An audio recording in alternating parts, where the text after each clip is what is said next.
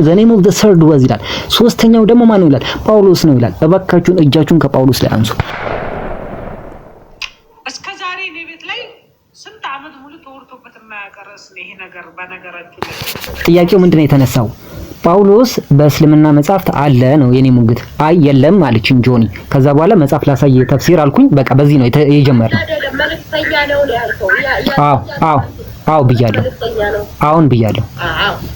አሁን ተመልከቱ ቁርአን ሱራ ምዕራፍ 36 ላይ ወደ እነሱ ሁለት ሰዎችን በላክና ባስተባበርናቸው ጊዜና በሶስተኛው ባበረታናቸው ጊዜ ይላል። አሁን ይሄ ሶስተኛው ማን ነው? እኔ ማወቅ ፈለኩኝ።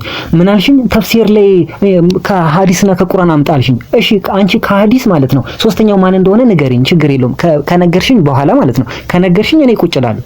ግን የለም በሐዲስ ላይ ያለው በተፍሲር ላይ ነው። እኔ ይሄ ቁርአን ክፍል ሙሉ የሚሆነው ሁለተኛው ማን እንደሆነ ሳውቅና ሶስተኛው አካል ማን እንደሆነ ሳውቅ ነው። ሶስተኛው አካል ማን ነው ስል ወደ ተፍሲር እገደዳለሁ።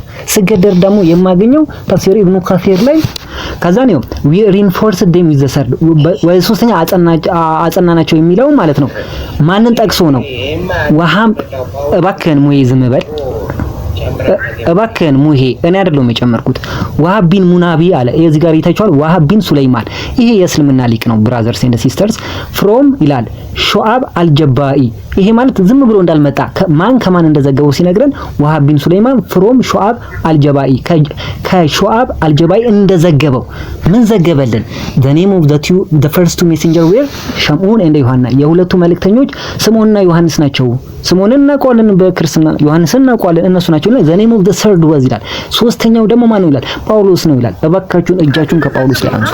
ባለማወቅ የሰደባችሁት ካላችሁ ምን ላንብብላችሁ ወንድም?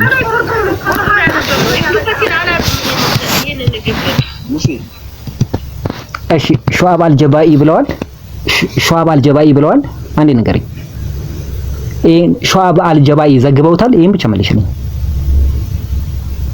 ኢብኑ ከሲር በመጽሐፉ አስፍሮታል ይሄንን ሁሉ። ግን ጥያቄ ነው ሹዓብ ኢብኑ ከሲር መጽሐፍ ጸሐፊ ስለሆኑ እንትናን እንዳለው ብለው ነው ኮት የሚያደርጉትና አሁን ሹዓብ አልጀባኢ ይሄንን መልእክት ዘግበውታል ወይስ አልዘገበውም?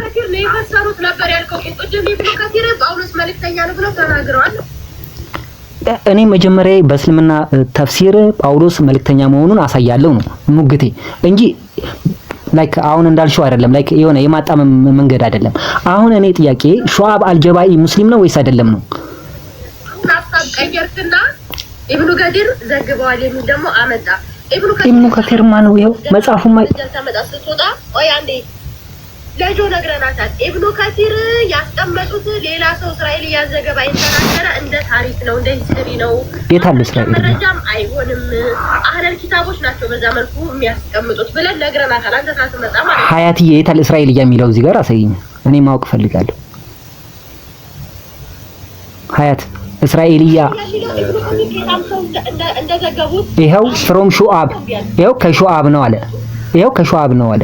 ከሹዓብ አልጀባኢ አለ እንጂ ከእስራኤል አላለም። አየሽ? እሺ የቱ ጋር ነው የቆረጥኩት? ንገረኛ። እንማማር ችግር የለውም። እኔም ማወቅ እኮ ፈልጋለሁ። ሐሳቡን ከመጀመሪያው አላለም። እሺ አንቺ ከመጀመሪያ አንብበሽ ይኸው ትርጉም ይላል። ችግር የለውም። እንማማር። ማወቅ አይደል አለማችን? መልስ ሲሰጡ ምን አሉ? እነዚህ ሶስቱን ነቢያቶችን ስላልተቀበሉ እነዛ ሰዎች አጠፋቸው። ሙሳ ግን ፈጣሪን ፍራሽ ሰዎች እንግዲህ የእግዚአብሔር የአላህን ትመጡ አጥፍቷቸዋል።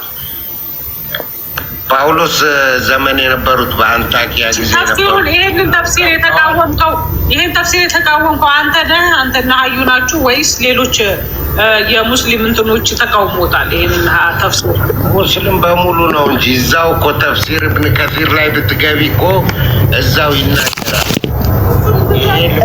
አሳየን እስቲ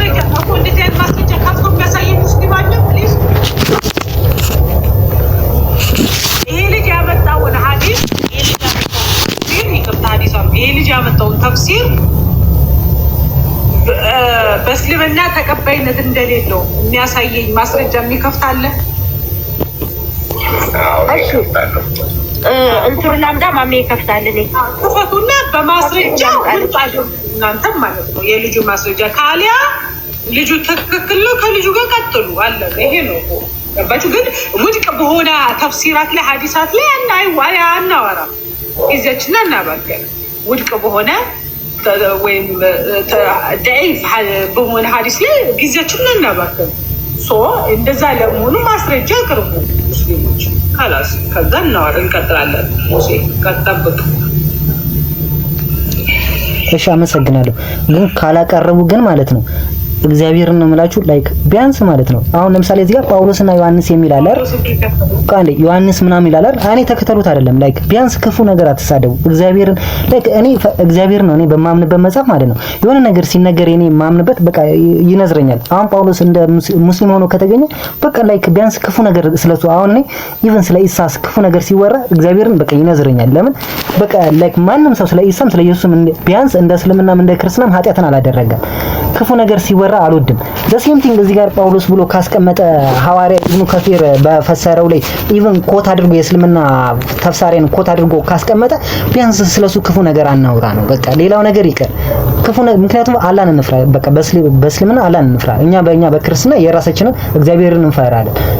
እኛ እኮ ቢያንስ መሐመድ ላይ እኮ ስንናገር ስለማናምንበት ምናምን ነው ኢቭን ብንናገር እንኳን ራሱ ኢቭን አሁን ሰው እኮ ከአንድ እምነት ወደ አንድ እምነት እንዲቀየር የሚያደርገው ፍቅር ላይክ ከዚህ ማለት ማስረዳት ነው እንጂ በስድድብ አይደለም። አሁን ጳውሎስን በመሳደብ ምንም የምታተርፊው ነገር የለም። ምክንያቱም እንደ አላህ እንደ እስልምና አስተምሮ የአላህ መልእክተኛ ስለሆነ ማለት ነው። ሶ ፕሊዝ ጀስት ቢያንስ ተውት፣ እሱን አለመከተል ተውት፣ አትከተሉት። ግን ቢያንስ ማለት ነው ክፉ እሱ ላይ አትናገሩ። የአላህ መልእክተኛ እንደ እስልምና አስተምሮ ስለሆነ ማለት ነው።